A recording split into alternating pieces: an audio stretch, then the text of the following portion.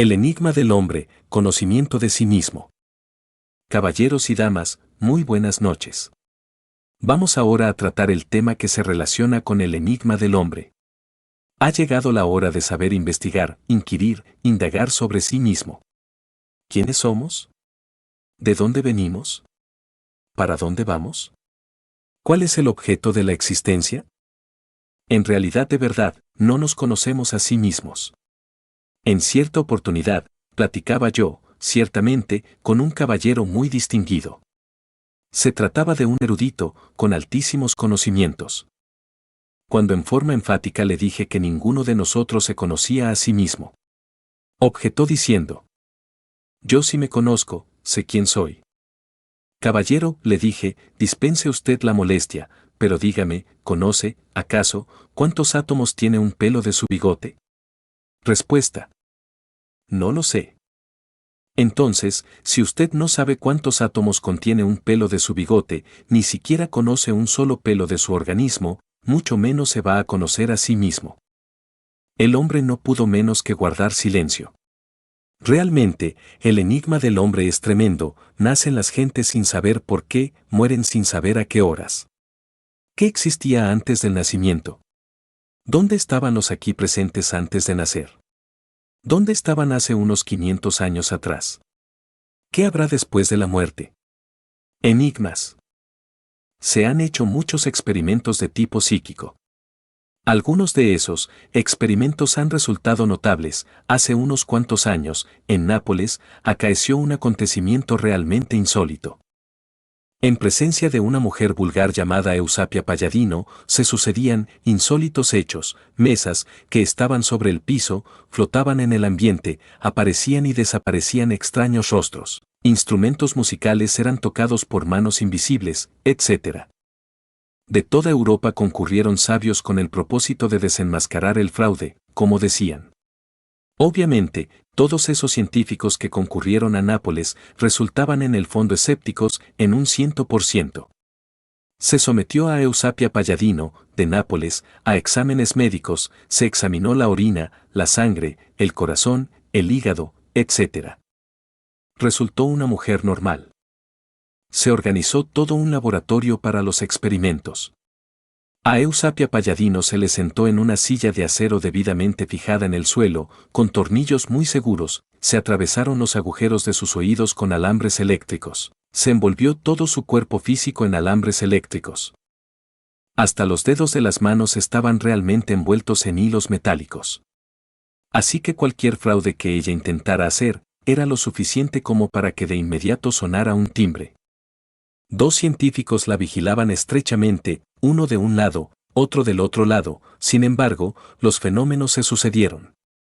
En presencia de Eusapia Palladino y ante el asombro de los sabios, una mesa que frente a ella se hallaba, violando la ley de la gravedad, se suspendió en el espacio suavemente. Se tomaron fotografías. Si los científicos se alucinaron, las placas fotográficas no se alucinaron y el hecho concreto quedó registrado. Una bandolina que en el suelo se encontrara, de pronto, suspendida por manos del misterio, flotó en el ambiente circundante y dulces armonías llenaron el espacio del laboratorio. Se tomaron impresiones de manos en yeso, rostros, etc. La madre de Bottazzi, muerta hacía 25 años atrás, se hizo visible y tangible en pleno laboratorio y avanzando por entre los científicos, abrazó a su hijo. Este la reconoció, era la misma, su misma madrecita muerta hacía algún tiempo. «Hijo mío», dijo la difunta, y el hijo, conmovido, la acercó a su pecho y entrambos lloraron, terriblemente. Esto quedó registrado en placas fotográficas. Sí, Bottazzi era escéptico, no lo creía, obviamente dejó de serlo. Así pues, los científicos de Europa pudieron evidenciar por sí mismos que más allá de esta región tridimensional de Euclides hay vida, ha sido comprobado y así quedó registrado en las placas fotográficas.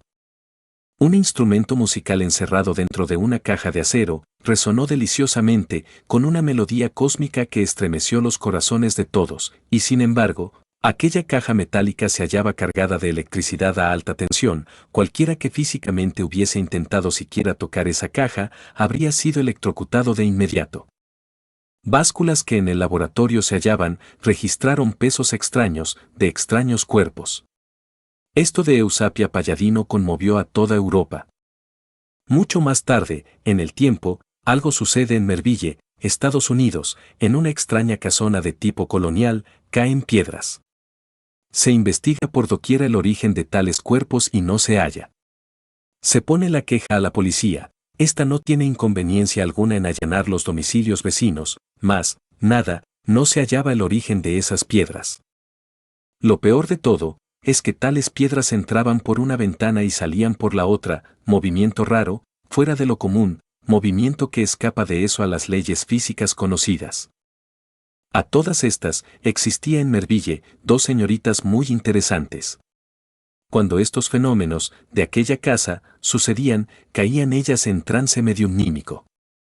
William Crookes, aquel hombre que presentara la materia radiante en sus tubos de ensayo, ante el veredicto solemne de la conciencia pública, aquel hombre que había deslumbrado a los sabios de su tiempo, resolvió crear un laboratorio para experimentar con las señoritas Fox, de Merville. Para el efecto, no está de más decirles a ustedes, damas y caballeros, que el Dr. William Crookes metió a las dos señoritas dentro de una cámara especial y, como en el caso aquel de la famosa Eusapia Palladino, también él procedió en forma similar, atravesaba los agujeros de los oídos de aquellas dos damitas con alambres eléctricos.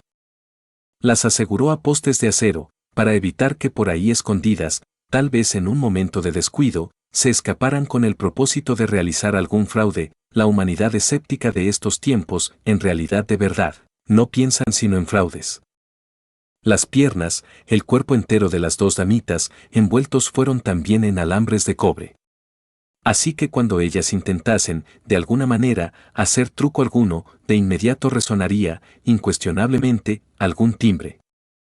Todo estaba pues, asegurado, y sin embargo, en presencia de todos los científicos que vinieron de Europa, también como siempre escépticos en un 100%, resueltos a desenmascarar, como decían, un fraude. Se materializaba físicamente Carrie King. Esta era una dama que había muerto muchos años antes. Obviamente, aparecía de singular belleza, su cuerpo núbil resplandecía en el misterio. Su rostro era hermoso, su nariz era aguileña, sus ojos azules, su oreja pequeña y recogida, parecía nórdica, cautivaba a los hombres con su mirada. Todo su continente era armonioso, cuando hablaba, su palabra parecía como una sinfonía, cada letra en su laringe creadora, resonaba como la nota deliciosa de un piano de maravillas. Así era Carrie King. Se hizo visible y tangible durante 3 años. Los hombres de ciencia investigaron profundamente, se sacaron fotografías en cantidades, se les sometió a experimentos científicos. Aquellos incrédulos querían únicamente descubrir el fraude, pero ahí estaba Carrie King ante todos. Podían verla, tocarla, palparla, no se trataba de mera superchería, parecía esta dama inefable, persona real de carne y hueso, y 3 años permaneció entre aquellos sabios, ellos se turnaban en las investigaciones. Al fin, pasado ese tiempo, dijo la dama inefable, ya he cumplido con mi misión, les he demostrado que si existe algo que hay más allá del sepulcro, les he demostrado la realidad del más allá, aquí me tienen, saquen las fotografías que quieran porque ya me voy. Y en presencia de todos, se fue desmaterializando lentamente. Abrazó a sus amigos, lloró con ellos, y todavía, para colmo de los colmos, les dejó en el laboratorio un bucle de su cabello debidamente materializado. Pasados esos eventos extraordinarios, no quedó duda del acontecimiento, de la realidad de los mismos. Carrie King no había sido el resultado de ninguna alucinación. Todo había quedado registrado en las placas fotográficas, no había más que hacer. Hechos son hechos y ante los hechos tenemos que rendirnos. Por estos tiempos de crisis mundial y de bancarrota de todos los principios, continúan también las investigaciones científicas relacionadas con los aspectos trascendentales de la psiquis, ahora se habla de universos paralelos, y estos, prácticamente, están demostrados. Los científicos han podido descubrir que los mesones K no se comportan ciertamente como deberían comportarse, escapan a las reglas de la física, no marchan de acuerdo con la ley de paridad. Se ha hallado una fuerza que interviene, pues, en el caso de los mesones K. Y es que con aparatos ópticos muy perfectos se comienza a perforar la cuarta vertical. Antes de poco, la cuarta dimensión será un hecho concreto para todos los hombres de ciencia. En nombre de la verdad diremos que hay regiones del mundo que atraen, que fascinan, por ejemplo, el Triángulo de las Bermudas, se ha descubierto una puerta, dijéramos, de acceso a la cuarta vertical. Muchos aviones, barcos, etc., se pierden en esa región, desaparecen, nada se sabe sobre ellos. Ya es de orden popular que allí existe, pues, una entrada a la cuarta dimensión. Y a medida que se avanza en el terreno de la ciencia, la cuarta dimensión se vuelve más y más clara para nosotros, para nuestro entendimiento. Los científicos rusos han inventado un aparato mediante el cual es posible ver el asiento vital del organismo humano. Dicho cuerpo ha sido bautizado con el nombre de cuerpo bioplástico.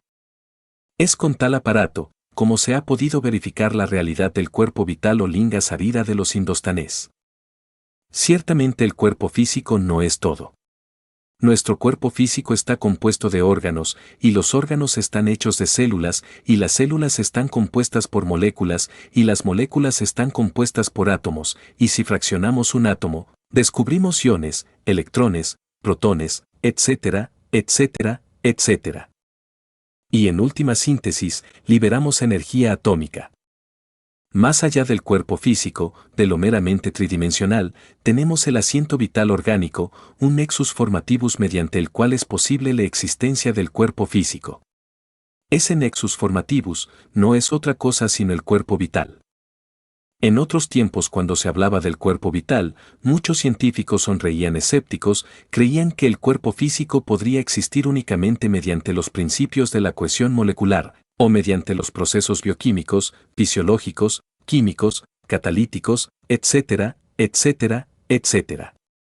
Hoy, gracias al aparato de los rusos, es aceptado el cuerpo vital. Se le está estudiando, ya relación directa con los órganos físicos, ya fuera de los órganos físicos. Se han tomado fotografías extraordinarias sobre el cuerpo vital, así que ya no es posible en modo negarlo. Quienes lo nieguen, indubitablemente, marchan por el camino de la necedad o de la, que significa negación de la ciencia. Es necesario continuar con todas estas investigaciones para conocer nuestro origen, es necesario develar el enigma del hombre. Por estos tiempos, se han inventado poderosos cohetes que atraviesan el espacio infinito y descienden en la Luna. A estas horas, se intenta hacer descender una nave cósmica en el planeta Marte. Se han logrado algunas fotografías magníficas. Sin embargo, los sabios todavía nada saben sobre la vida en el planeta Marte. Poderosas naves atraviesan el océano, bombas atómicas pueden hacer volar las ciudades en cuestión de segundos, como sucedió en Hiroshima y Nagasaki, inmensos rascacielos, en Nueva York, causan asombro a los turistas. Aviones ultrasónicos cruzan el espacio, pero parece increíble que todavía no se haya podido inventar una simple semilla artificial capaz de germinar. Se hacen experimentos de laboratorio maravillosos, una ameba puede ser dividida, y una parte de esa ameba puede servir a otra parte de cualquier otro microorganismo. Entonces exclama el sabio, Eureka, Eureka, Eureka, estamos creando vida en los laboratorios. Pero no se dan cuenta que tan solo están experimentando con lo que la naturaleza ha hecho, y esto realmente es lamentable. Existe la inseminación artificial, la semilla puede ser pasada de un lugar a otro lugar. Mediante la inseminación artificial, se puede fecundar una matriz. Esto dará pie a que muchos sabios engreídos digan, somos dioses, estamos creando ya hombres. Mas no se dan cuenta que están jugando con lo que ya está hecho. Si ponemos sobre una mesa de laboratorio las sustancias químicas de cualquier zoospermo, un óvulo, si le decimos a los científicos que elaboren un par de gametos masculino y femenino, estoy seguro que podrían elaborarlos. Tienen las fórmulas químicas precisas, eso es innegable, indubitable, pero, ¿saldría, acaso, de allí una criatura? Jamás. Ese zoospermo artificial y ese gameto femenino serían meramente cuerpos muertos, nunca tendrían vida. Nosotros, los mexicanos, hemos tenido entre nuestros paisanos y compatriotas hombres muy sabios. Recordemos a don Alfonso Herrera, el descubridor de la plasmogenia, este elaboró la célula artificial, pero, realmente, tal célula nunca tuvo vida.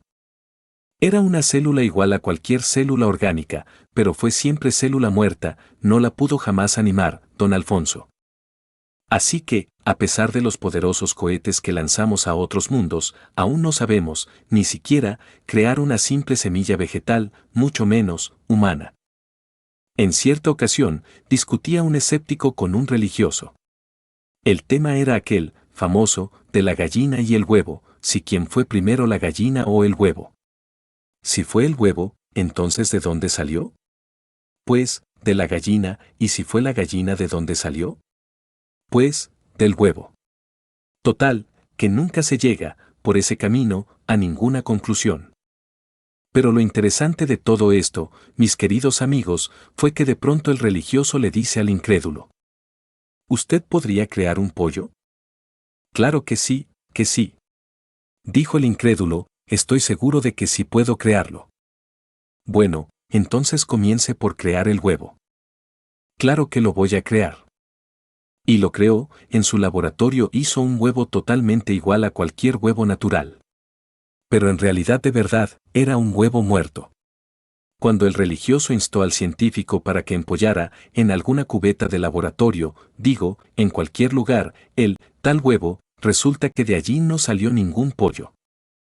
Era un huevo muerto como esos que hoy se fabrican tanto en algunos países de Europa. Un huevo sintético, pero muerto. Se hacen injertos vegetales extraordinarios y de allí salen frutas maravillosas, que es una verdadera fiesta para los ojos, y de verdad, lo único que están haciendo es jugar con lo que ya está hecho, y eso es todo. Así que, ¿con qué autoridad niegan los materialistas la cruda realidad de lo divinal? Si no son capaces de demostrar con hechos concretos lo que preconizan. Obviamente, la religión, y hablo de esta en forma trascendental y trascendente desde el punto de vista ecuménico divinal, subyace en todo lo que es, en todo lo que ha sido y en todo lo que será. Miremos nosotros una flor, cuán preciosa es. Ahí encontramos, no solamente los procesos meramente, sino aún más, la geometría de la misma, la matemática viviente, etc. ¿Podría acaso existir la geometría sin un geómetra? ¿Podría acaso existir la matemática sin un matemático? Incuestionablemente no. Porque las matemáticas no son producto del acaso, la existencia de cualquier matemática implica de hecho la existencia de una mente matemática. No creo jamás que sea posible las operaciones matemáticas sin una inteligencia de tipo matemático, y que a esa inteligencia nosotros la denominemos Alá o Brahma o Dios, no importa. La cruda realidad de los hechos es que tal inteligencia se manifiesta en toda la creación. Obviamente, eso que es lo real, la divinidad, lo divinal, es el fundamento mismo de la naturaleza. La divinidad está contenida en la naturaleza, la divinidad está contenida en ese gran laboratorio de la naturaleza, pero ahondemos un poco más. Si lo divinal, que es lo real, ¿cuál es el lugar que nos tiene reservado más allá de eso que se llama muerte? ¿A dónde iremos a dar más allá del sepulcro? Para muchos, estas disquisiciones parecerían meramente utopías o cuestiones fantásticas, de poca importancia, sobre todo para los eruditos, los discípulos de Marx o de Huxley, pero para quienes tienen inquietudes espirituales, estas disquisiciones incuestionablemente encierran verdades trascendentales y trascendentes. Si queremos nosotros saber qué es eso que nos aguarda más allá del sepulcro, tendríamos que empezar por saber qué somos nosotros, de dónde venimos, para dónde vamos, cuál es el objeto de nuestra existencia. Ya los sabios han podido comprobar la realidad de la vida de ultratumba, ahora queremos descorrer el velo, rasgar el enigma del hombre, queremos de una vez y para siempre saber qué es lo que nos aguarda más allá de la muerte, saber dónde estábamos antes del nacimiento. Ustedes habrán vivido una vida intensa, han luchado. Cada uno de ustedes tiene que trabajar para existir a la luz del sol, tenemos vínculos de familia, amores, dolores, tragedias, sufrimos, anhelamos, lloramos, y sin embargo, no sabemos por qué tenemos que vivir. Es muy doloroso que no sepa ni siquiera por qué o para qué debe vivir. Si uno tiene que sufrir tanto para ganarse el pan de cada día, por lo menos que se le descorra el enigma de su propia existencia, que sepa de una vez y para siempre con qué objeto debe existir. Cuando nosotros golpeamos en una, hay escuelas que enaltecen el con los sabios que le cantan al yo. Hay quienes dicen que existe dentro de nosotros un yo superior y otro inferior. Hay quienes piensan que el yo superior debe dominar al inferior. Algunos filósofos nos hablan del otro ego. Cada cual es libre de pensar sobre tal o cual yo, lo que él quiera. Sin embargo, sabios nos hablan de la doctrina de los muchos, la existencia de un solo yo dentro de nosotros. Los dicen que dentro de cada uno de nos existen muchos yous.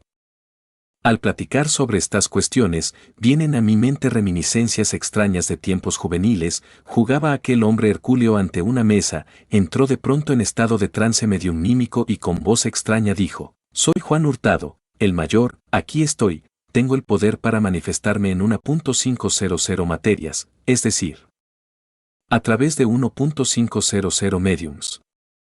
Continuó aquel extraño personaje de ultratumba, hablando cosas insólitas a través de la laringe del herrero. Haciendo nosotros algunos esfuerzos insólitos, logramos que aquel buen hombre volviera en sí, viniera a su estado normal, y cuando le interrogamos sobre el personaje aquel llamado Juan Hurtado, el mayor, con mucha reverencia nos dijo que ese espíritu de ultratumba era tan poderoso, que podía expresarse realmente a través de 1.500 individuos, a través de 1.500 cerebros, que por lo tanto era un verdadero espíritu divino, un Dios. Dejé al buen herrero ahí, en su herrería, y continué mi camino. Ciertamente, lo que se expresaba a través del buen herrero, era únicamente uno de los tantos yous de ese difunto conocido con el nombre de Juan Hurtado, el mayor. Un poco más tarde, en el tiempo, supe que ese mismo difunto se expresa a través de múltiples personajes. Obviamente, se trataba de la multiplicidad del yo. Cada uno de nosotros tiene un yo múltiple, la ira por ejemplo es un yo, la codicia es otro yo, la lujuria otro, la envidia otro, etcétera, etcétera, etcétera. Cada uno de nuestros defectos psicológicos se corresponde con un yo, pertenece a un yo diferente. Así pues, dentro de cada uno de nosotros no hay yo estable, permanente, sino multitud de yous. Esta es la doctrina de los muchos, enseñada por los lamas tibetanos. Gurdjieff, no hay duda, que conoció este cuerpo de doctrina en el Tíbet. Los egipcios nos hablaban de los demonios rojos de Ses y nos incitaban siempre a aniquilar a tales demonios. Continuando con estas disquisiciones diremos que dentro de nuestra persona hay muchas personas. Si tal defecto se corresponde con un yo, ¿cuántas personas habrán dentro de nosotros? Ya dijo Virgilio, el poeta de Mantua, aunque tuviéramos 1000 lenguas para hablar y paladar de acero, no alcanzaríamos a enumerar a todos nuestros defectos cabalmente. La cruda realidad de los hechos es que dentro de cada uno de nosotros existen muchas personas, el yo odio, el yo envidio, el yo tengo celos, son personas diferentes en nuestra psiquis. Ahora se explicarán ustedes el porqué de tantas contradicciones psicológicas. Si nos pudiésemos mirar en un espejo de cuerpo entero y vernos tal cual somos, de hecho huiríamos despavoridos. Estamos llenos de espantosas contradicciones.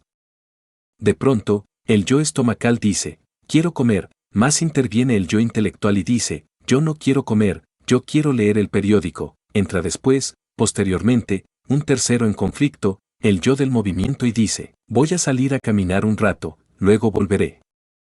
Conclusión, estamos llenos de contradicciones, nosotros tratamos en alguna forma de buscar equilibrio, nosotros tratamos por todos medios, indubitablemente, de autoengañarnos, para no darnos cuenta de nuestras propias contradicciones.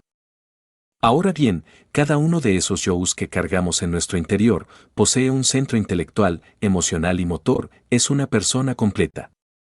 Cada uno de esos yous que llevamos en el interior de nuestro cuerpo, incuestionablemente, tiene su propio criterio, sus propias ideas, sus propios conceptos, sus propias emociones y pasiones. Así que no somos, en verdad, nosotros, personas responsables. ¿Y a la hora de la muerte qué sucede? La muerte es un resta de quebrados. Terminada la operación matemática, lo único que continúa son los valores. ¿Y qué son los yous? Los valores psicológicos que cargamos dentro.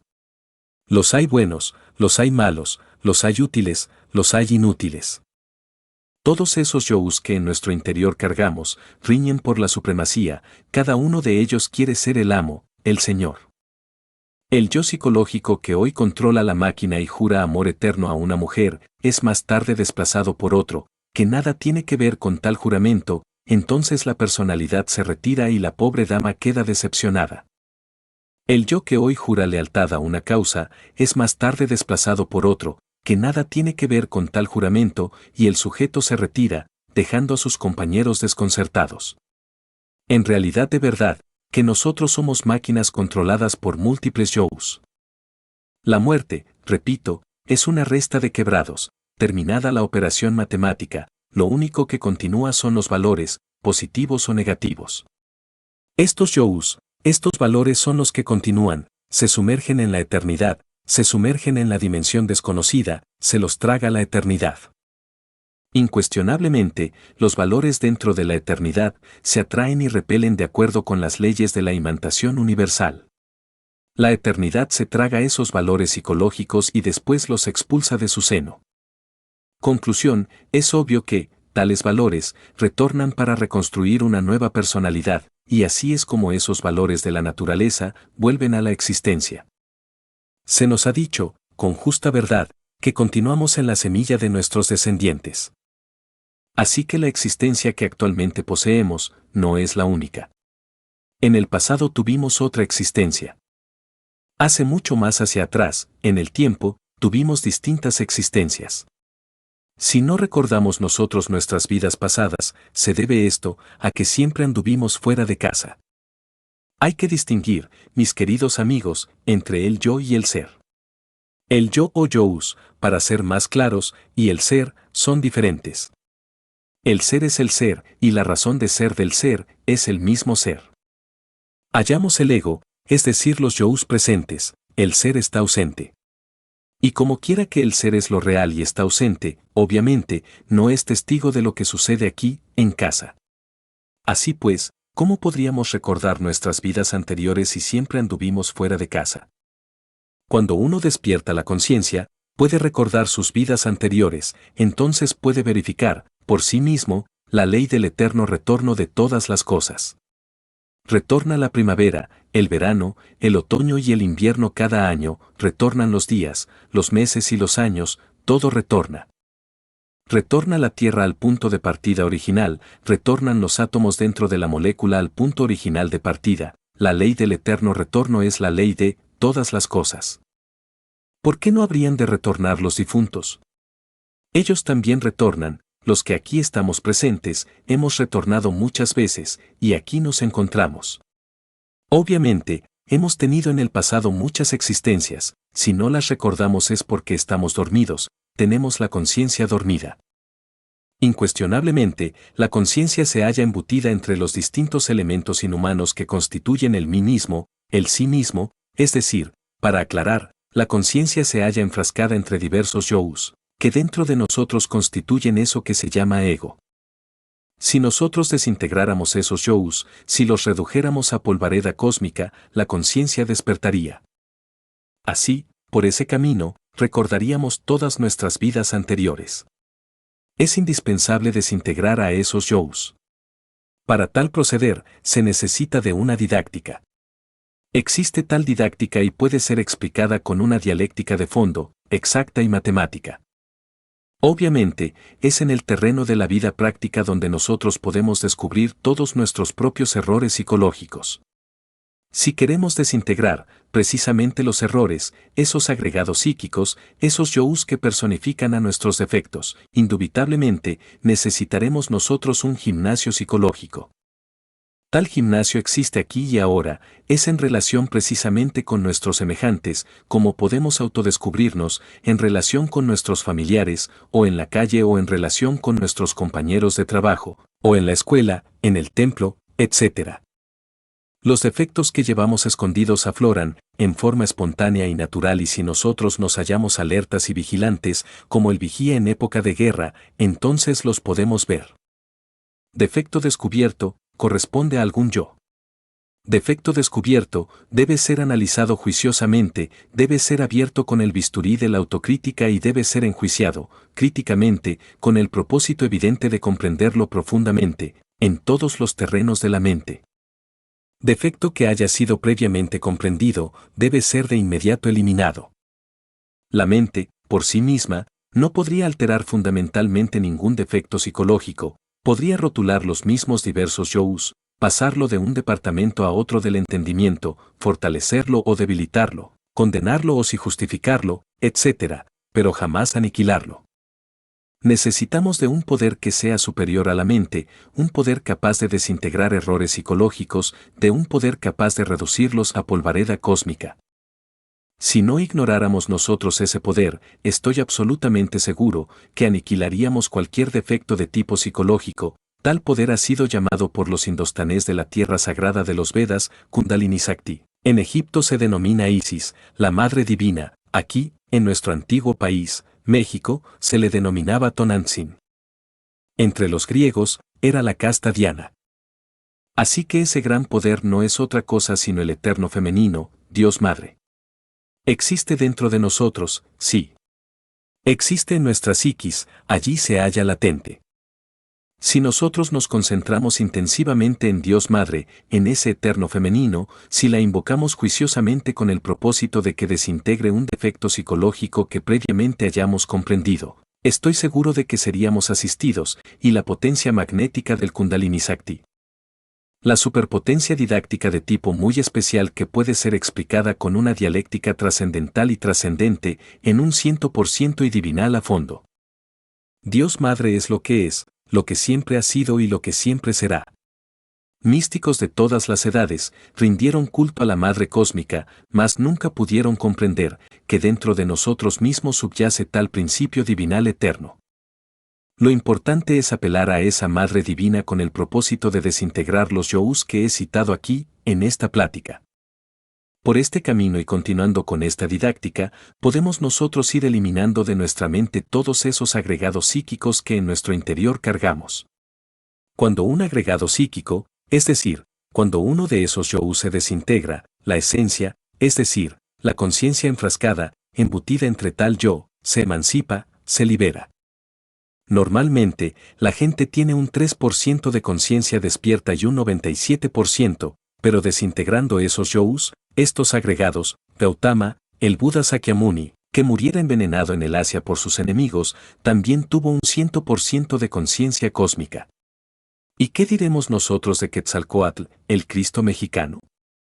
Obviamente gozó de una conciencia espléndida, gozó también de un 100% de conciencia despierta. Cuando uno despierta la conciencia, puede ver, oír, tocar y palpar las grandes realidades de los mundos superiores. Cuando uno despierta la conciencia, puede conocer, de inmediato y en forma directa, los misterios de la vida y de la muerte. Cuando uno despierta la conciencia, puede entrar en contacto directo con los seres inefables que viven más allá del sepulcro. Cuando uno despierta la conciencia, puede ponerse en contacto directo con el Rey del mundo. Yo digo a ustedes, mis amigos, que en verdad existe un Rey del mundo. Quiero referirme en forma enfática a Melquisedec, rey de Salem, sin padre ni madre, ni linaje alguno conocido, el cual permanece sacerdote por siempre. Ese hombre vive en Agartha, dentro del interior de la tierra. Fantasías. Dirán los profanos y profanadores, utopías, absurdos de este hombre que habla en plena conferencia. Pero así no pensaba el gran Kabir Jesús. Él dio testimonio de Melquisedec y lo citó con profunda reverencia. Dice la historia que cuando Abraham, el profeta, venía de la derrota de los reyes de Sodoma y de Gomorra, encontró a Melquisedec. Él habitaba, se dice en la historia, dentro de una fortaleza. Más tarde, en el lugar donde esa fortaleza militar existía, se levantó Jerusalén, la ciudad querida de los profetas. Abraham celebró la unción gnóstica, es decir, el partimiento del pan y del vino con Melquisedec, y le dio también las primicias. Melquisedec correspondió a Abraham regalándole una copa maravillosa, el Santo Grial.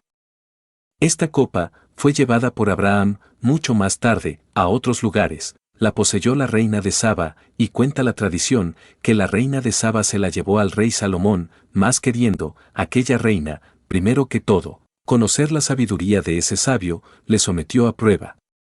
Salomón salió victorioso en todas las pruebas.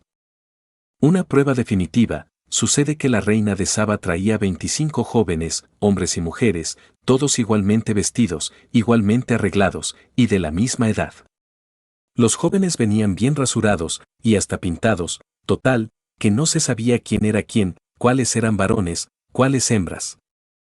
La reina de Saba, como condición básica, le exigió a Salomón que de inmediato señalara a los varones y a las hembras.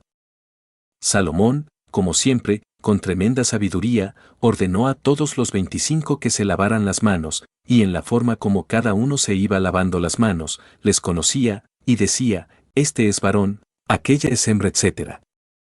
Así salió el sabio Salomón victorioso, y recibió la copa santa. Cuenta la tradición que Yeshua ben Pandira, es decir, el gran Kabir Jesús, fue en esa copa bendita como celebró la última cena. Obviamente, después, durante la crucifixión, sucedió algo insólito. José de Arimatea,